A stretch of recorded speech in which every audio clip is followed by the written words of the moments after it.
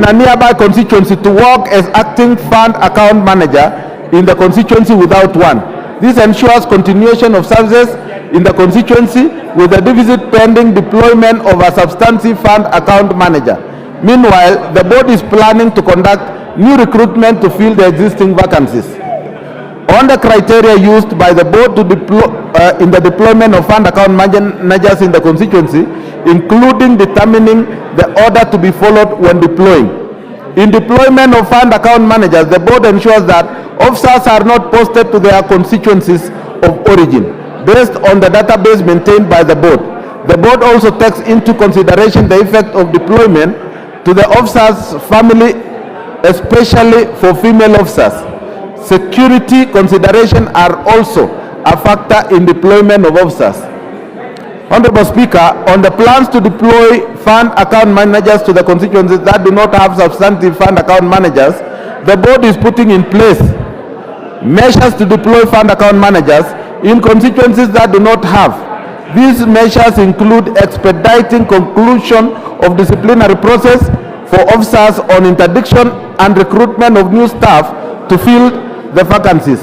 Honorable Speaker, on the number of fund account managers that are currently not deployed and why, there are 23 officers not deployed to the constituencies for reasons shown below.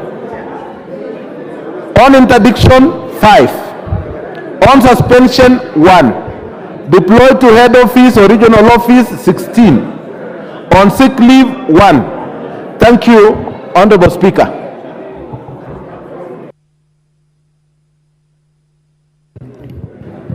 Yes, the Honourable Member for Soy, Honourable David Kiplagat. Okay, thank you, Madam Speaker.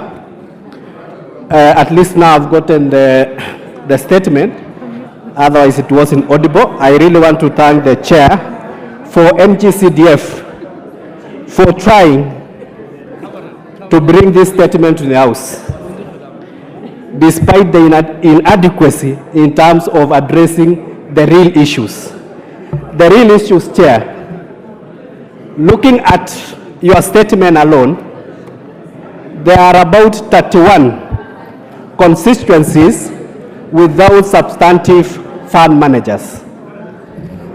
And looking at the record of where they are, we have 5 on interdiction, 1 on suspension, 16 are being deployed to the head office or regional offices, while 1 is on sick leave.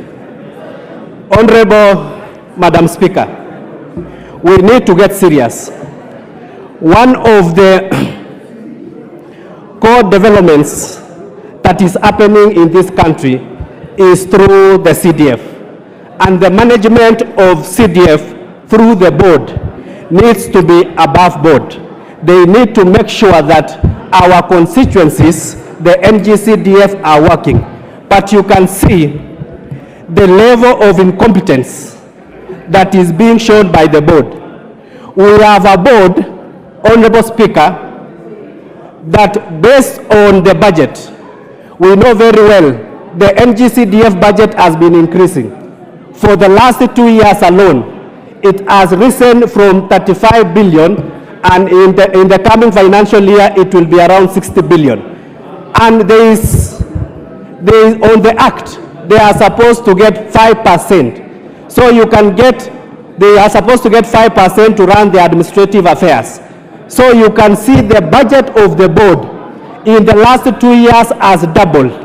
But I can tell you, Honorable Madam Speaker, their services is so wanting. They have not increased, they have not expanded, neither have they made that their service is up to par. What I want to say is that by the time you have 31 constituencies without substantive fund managers, and you have fund managers on suspension, you have fund managers on interdiction, you have fund managers around 16 that have been recalled to the head office because they cannot perform their duties. And we have a board that we are appropriating as much as 3 billion so that they can be able to run our constituencies very well. I dare say, and I put a proposal so that we can amend the act. Because the money has been increasing. Now you cannot find anybody in those board offices. You can only find them in conferences in Naivasha. You can only find them in conferences in Mombasa. The CEO of the board is not picking any call from the honorable member. So your problems, you remain with your problems until eternity, and it is time this house we step up and make sure that we have a board that is responsive to the needs of the constituencies, that is responsive to the needs of the members. So I call upon this house that we need to relook, even when it comes to